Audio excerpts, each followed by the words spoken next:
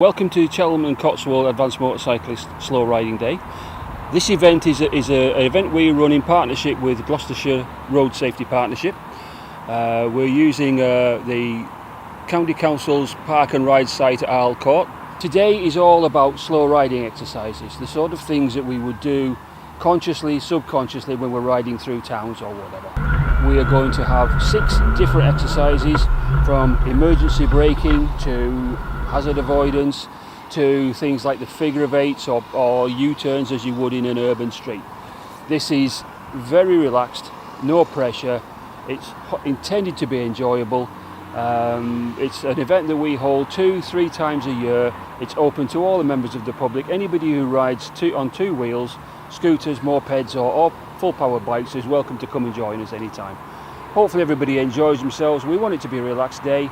And hopefully it's all a bit of fun, and hopefully, well, most importantly, we hope everybody goes away after learning something and practicing new skills.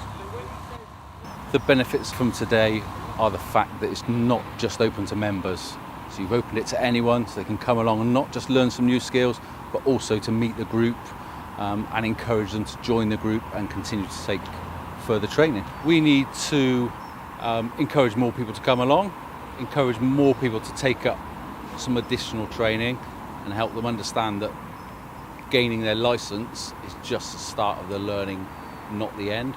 So we need to look at ways at attracting more people by having a wider range of training methods or schemes, if you like.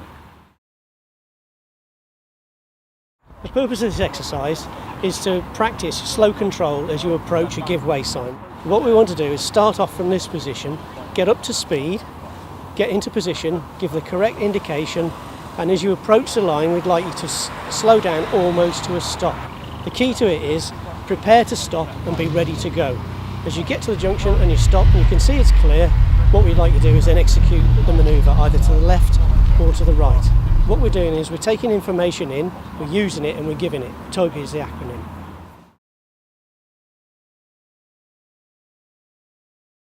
Right, the exercise today we're doing is a figure of 8, okay? The reason I'm doing the figure of 8 is to get people going in a clockwise and an anti-clockwise direction. This is beneficial on the road, obviously, because for doing U-turns, predominantly we do a right U-turn because we ride on the left-hand side of the road. There are times when you're abroad or when you go down single-track lanes, etc., and the layout of the road doesn't help, you need to do a left-hand one. So it's beneficial to that. Everything together, such as the slow-speed riding, is handy when filtering through traffic and slow speed traffic and through towns, etc., or approaching traffic lights that are red and shortly to go to green.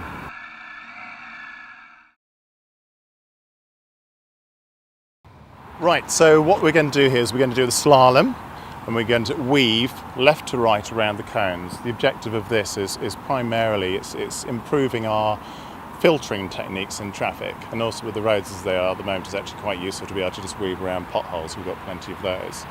So the principle of what we've got to do here is come in, we want to keep our head up. If we look down, we tend to fall down, so keep our head up. We're looking where we're going.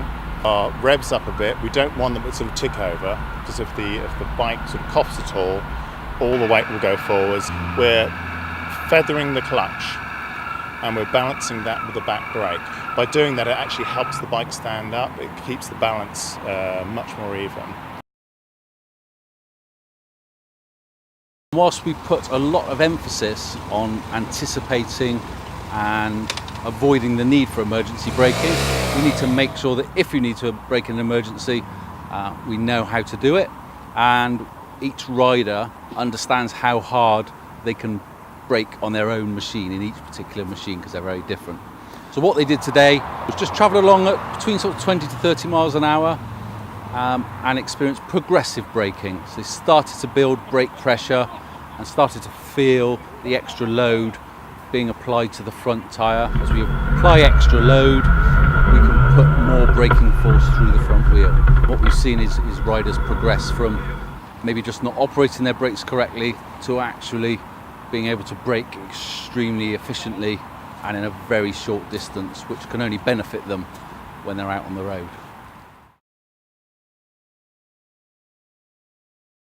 So today we're going to run a hazard awareness exercise. This scenario is that you're riding along the road and all of a sudden something moves out in front of you. So what we want people to do is to approach a set of cones around about 30 mile an hour. Either I or one of my colleagues will tell you to go left or to go right, but at a very last minute. So you're going to be looking at me and thinking, what do I do now? Exactly as you would if a car pulled out or somebody stepped off a pavement right in front of you, last minute, and you're thinking, what am I going to do? We're going to do everything on the back brake, because that helps you turn left or turn right easier, because the bike doesn't want to sit up or come to a stop. We don't want anybody falling off, so that's what we're going to do. The exercise we've set up here today is a U-turn. To get motorcyclists who maybe have made a wrong turn, there's no means of making a simple rearrangement on the route. It's to do a feet-up U-turn in a single carriageway. We set it up with a 9-metre spacing, which is a sufficient gap with majority of roads that we'll come across.